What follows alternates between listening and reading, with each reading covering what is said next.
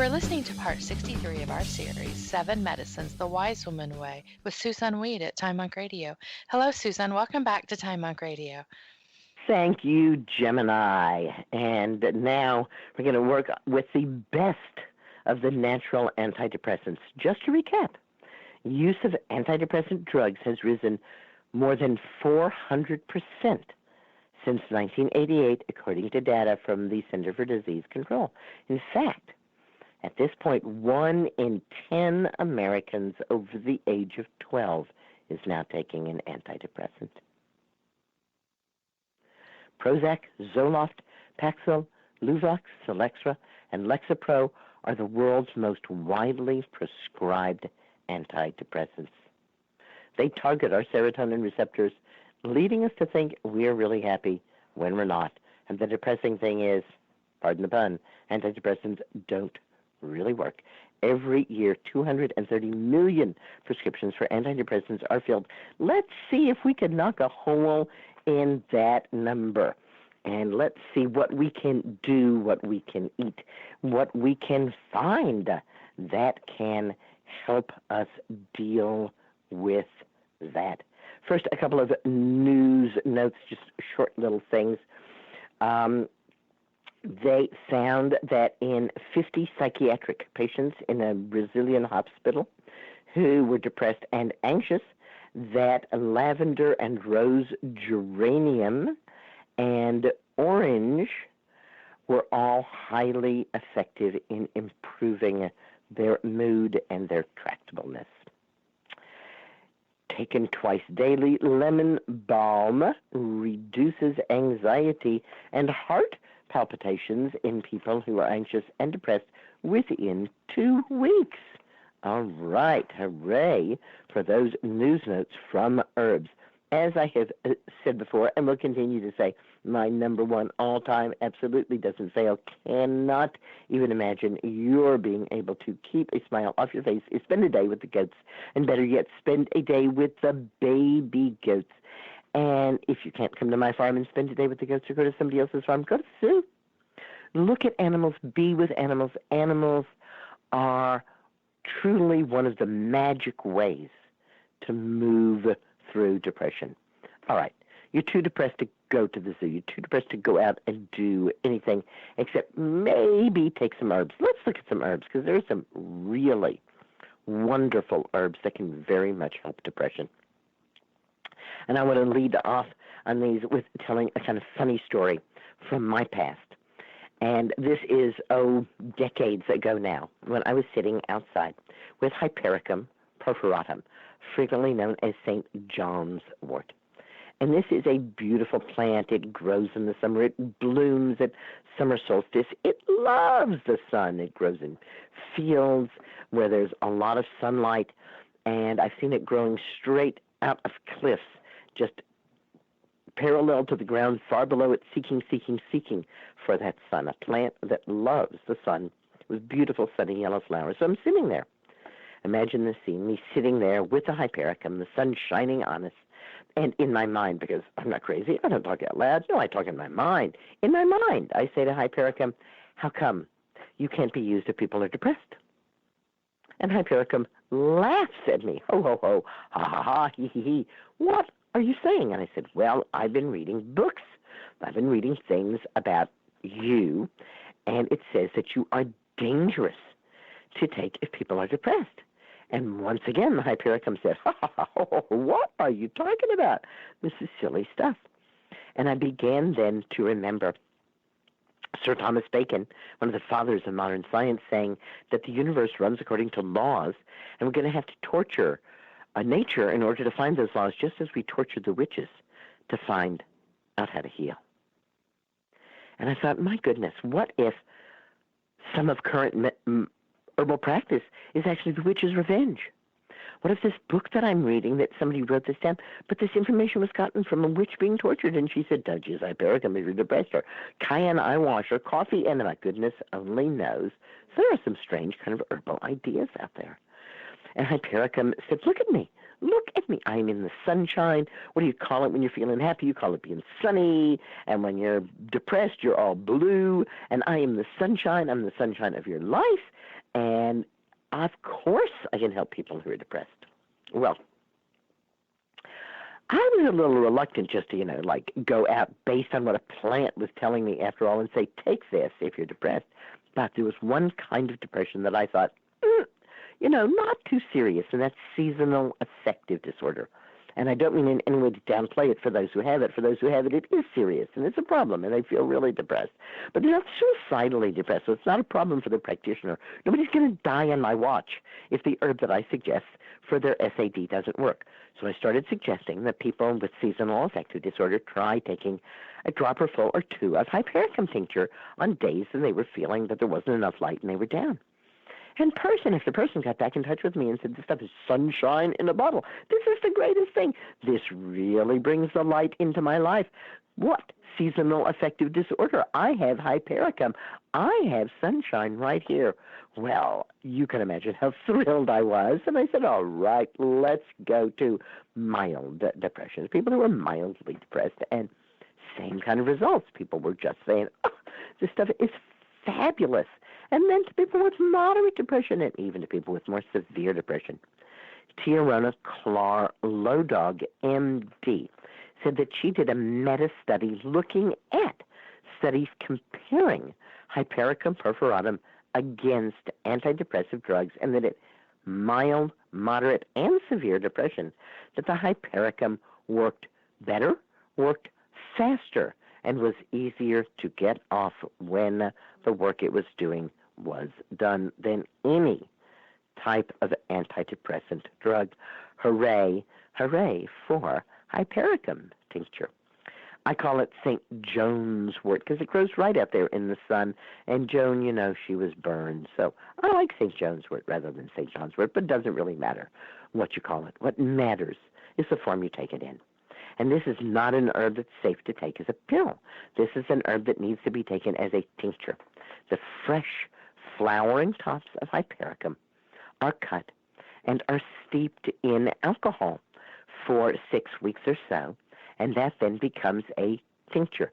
Don't worry about taking very much alcohol because there are 40 dropperfuls in a 1 ounce bottle. Most people have a liver that's quite happy processing an ounce of alcohol every hour should it need to. So taking a 40th of an ounce once or twice a day is not going to have any effect on your liver. Even okay, if you're an alcoholic, just dilute it in some water so it doesn't seem like a drink instead of squirting it right in your mouth, which I don't like to do anyhow. Yes, hypericum tincture is sunshine in a bottle, and more people are telling me that for any kind of depression that they are dealing with, their ally hypericum will help them move through that, whether it's a postpartum depression after a woman has given birth, whether it's a premenstrual depression as the period comes on, whether it's seasonal affective disorder, whether it's depression caused by a transient life event. Hypericum is there to bring sunshine to our lives and a smile to our faces. St. Joan's wort contains 2 active compounds, hypericin and hyperforin, which directly affect the activity of the brain's serotonin system.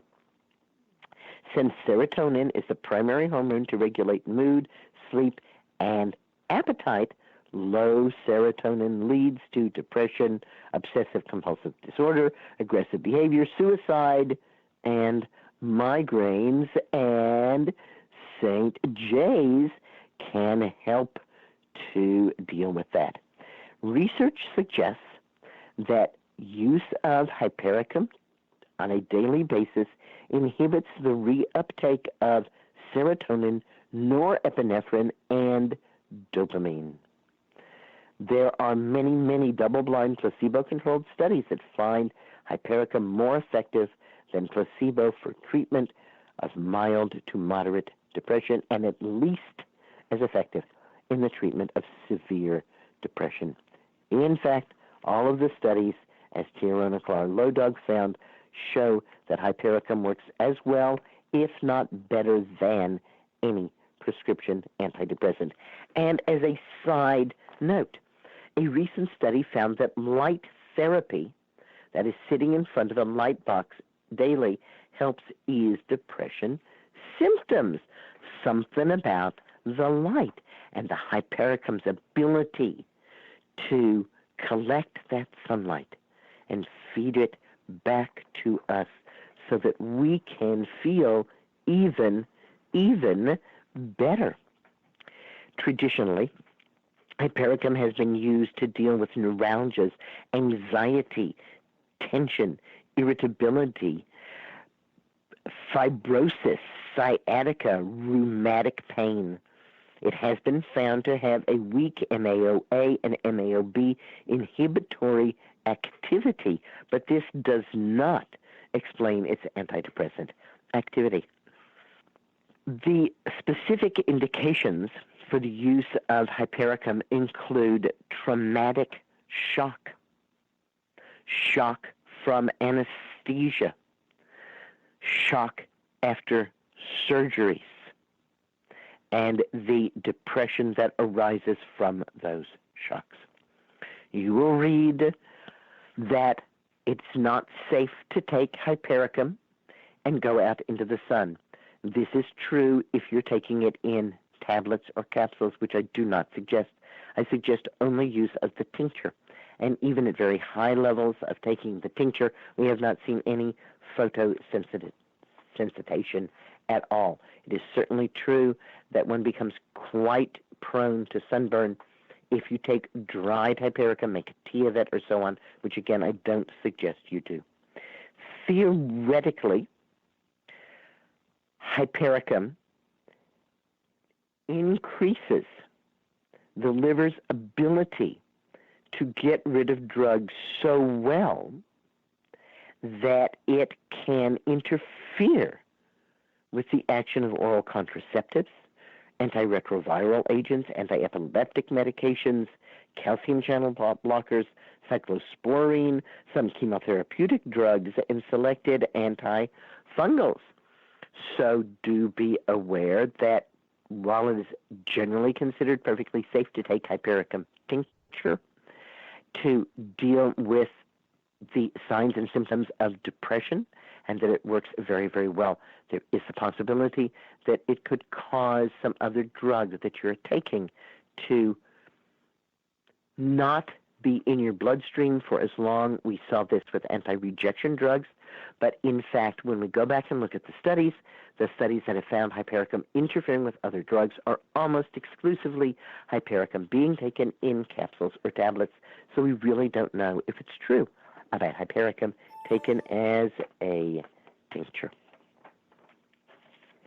There's an interesting herb that I have not used very much that seems to have quite a strong ability to interfere with depression. In 2002, the American Botanical Council published case studies of the successful use of rhodiola in two 45-year-old women who were depressed. The first, Mrs. W., did not think of herself as depressed, but she couldn't finish her book because of a severe writer's block, and that qualified her as a depressed individual. For 7 years, she went faithfully to psychotherapy, and she used prescription antidepressants, and it didn't work. Then she tried 100 milligrams of rhodiola rosea extract twice a day, and within 6 weeks, she was back at work on her doctoral thesis. Hooray! She, in fact, completed that thesis, and she felt happy with herself and stronger in her marriage. Because of all that, she said, fine, I don't have to take the rhodiola, and within 6 months, she was back to feeling absolutely awful. Then she went back on her twice-daily dose and again reported a full recovery. Mrs. B was for 5 years suffering from fibromyalgia and depression. And, of course, any chronic disease, any chronic pain can lead to a certain feeling of depression. Her depression was unresponsible to basically any of the drugs that she took. She found Zoloft helped her function, but when she added 600 milligrams of rhodiola rosea extract to her daily dose of Zoloft within 2 months, she said, "I am myself again."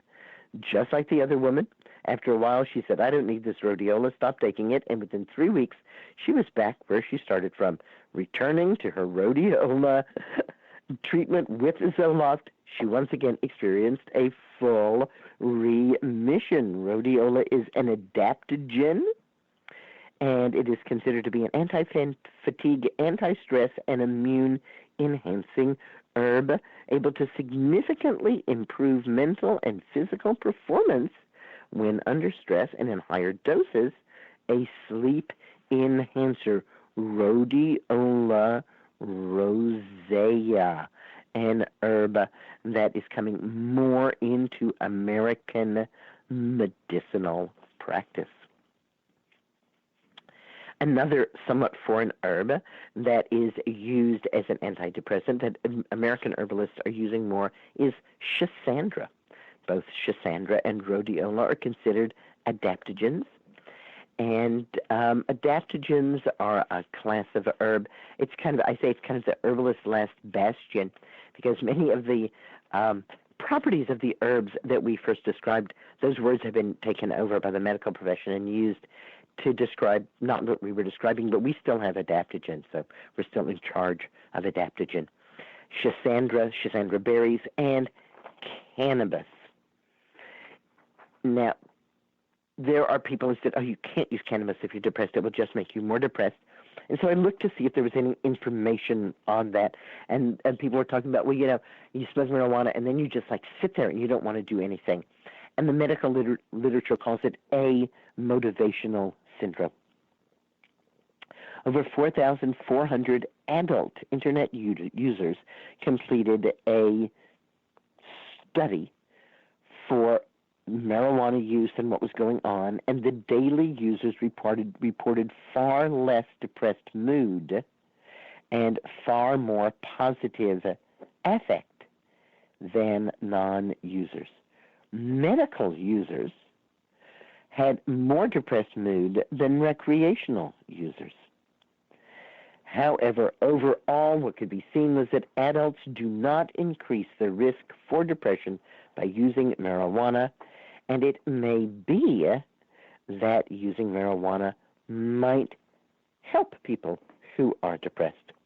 An ongoing longitudinal study of 12,686 men and women, which began in 1979, chose a nationally representative sample from the United States and looked at their self-reported marijuana use and found that past year use of marijuana did not predict later development of depression, and in fact might have a mild effect at having less depression.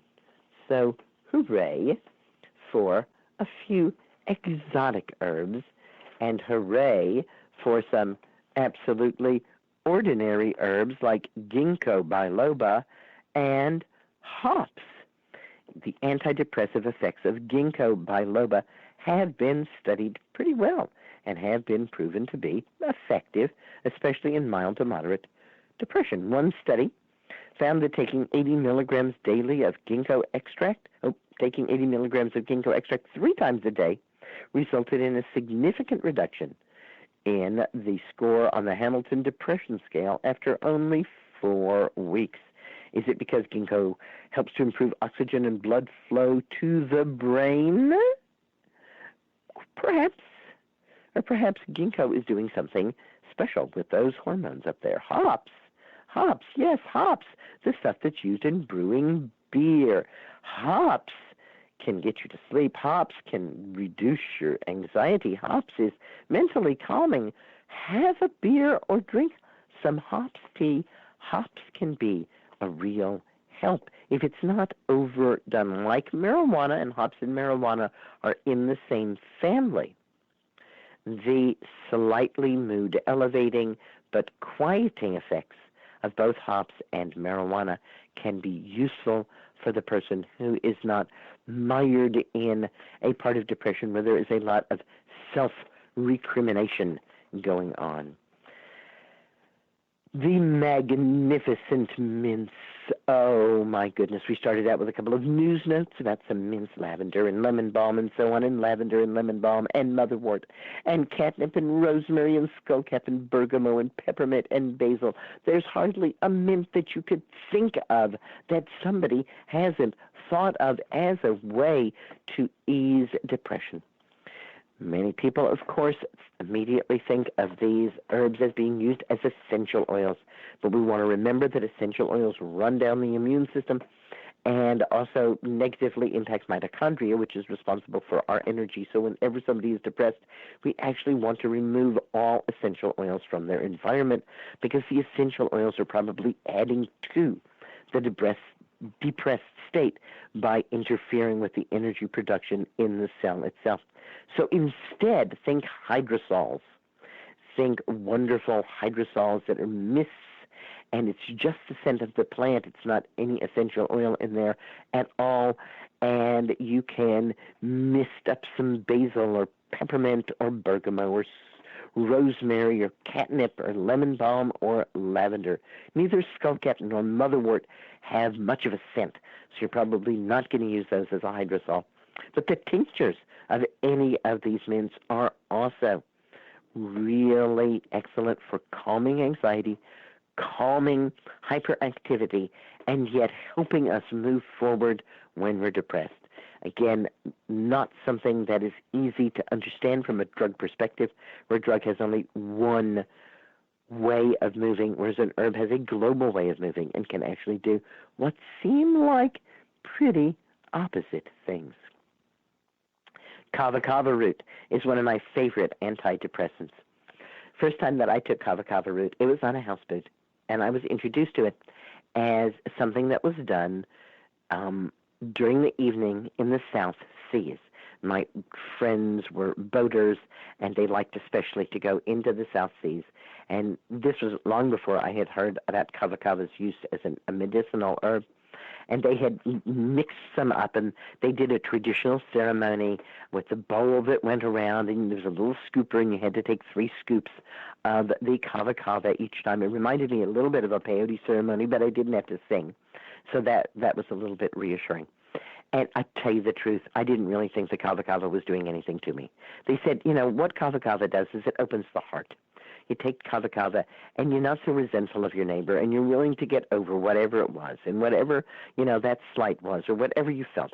It just opens your heart, and you can live with people more easily. And I thought about the South Seas, and that's just what people are doing there, right? You have, a couple hundred people on a small island. You just can't afford to hold grudges there. You can't have that kind of stuff going on. So every night, as the sun goes down, everybody sits, enjoys that sunset, and drinks some kava. And I thought, sure thing, why not? It's probably good for you. But when I got up and tried to walk across the gangplank that connected the houseboat to the shore, I realized that kava had definitely done something more than open my heart. It had certainly messed with my mind, and I was feeling pretty giddy and pretty happy. Take a note now from the Germans, and don't get involved with kava leaf because it really damages your liver. It's the kava root that we want. I had a student here who's mildly depressed. She'd been in a car accident, and she had some limited mobility because of it, and that was making her depressed. Not unusual.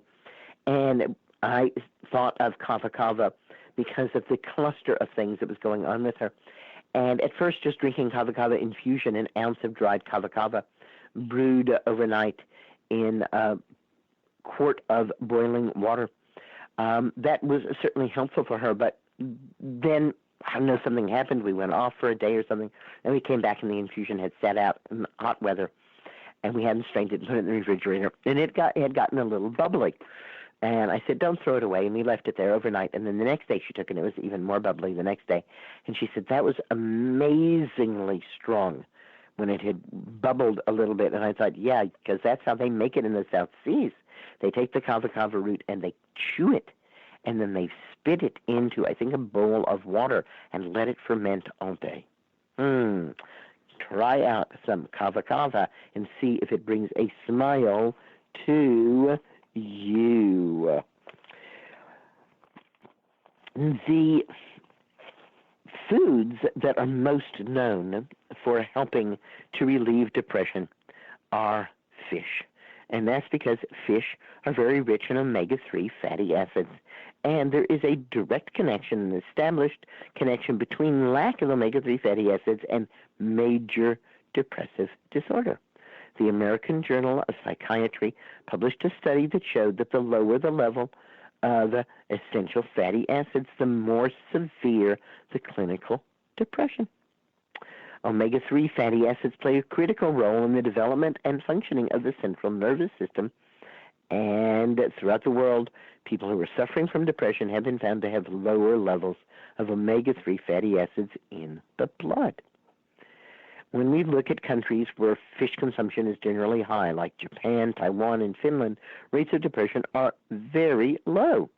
In areas where fish consumption is low, like the middle of North America and most of Europe, depression rates are 10 times higher.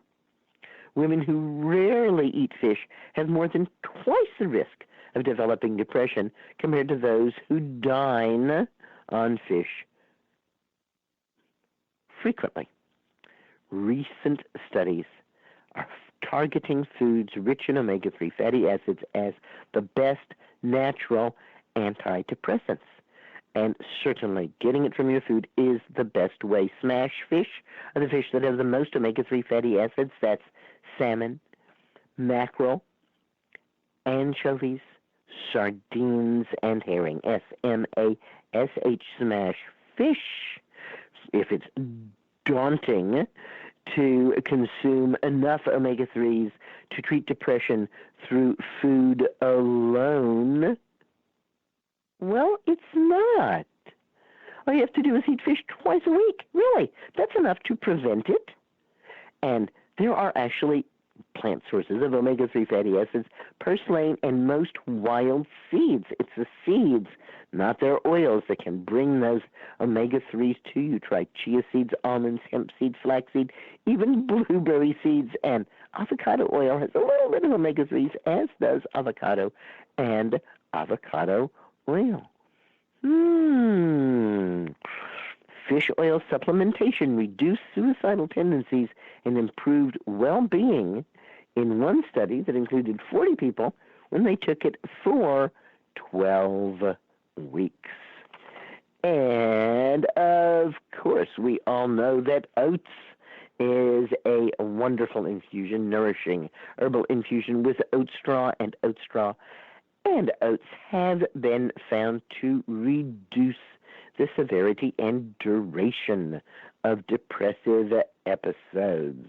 We always get such a great joy when it turns out that nourishing herbal infusions can do a whole lot to help us. Passion fruit, you ever eat passion fruit? It's not, I don't know, I'm not passionate about passion fruit. It's okay. I would eat it. It's not a problem. But it's not like, oh, I got to have some passion fruit. However, passion fruit has an MAOIB inhibitor, blocks MAO in the gut, and it works pretty closely up to MAOIA. People say that, well, if you're going to take passion fruit, you probably shouldn't take St. John's wort, because goodness only knows what could happen. You could have lucid dreams or worse. Most of the research that I've been reading, says Dr. Gordon, indicates that stress is the most important common factor in producing depression of all kinds and affecting the neurotransmitters in the brain. Well, we have certainly been exercising our brains tonight, looking at herbs, and next week we are going to wrap up our study of depression, antidepressant drugs, and antidepressant other things by looking not just at the herbs, but some other things that can help us get rid of and prevent depression, including exercise and touch, cognitive behavioral therapy, yoga and meditation, acupuncture, and a few nutrients that appear to be quite important when we're depressed. Have a great week, Gemini. As always, green blessings are everywhere. Thank you, Susan. You do the same. And this concludes part 63 of our series, The 7 Medicines the Wise Woman Way, with Susan Weed at Time Monk Radio.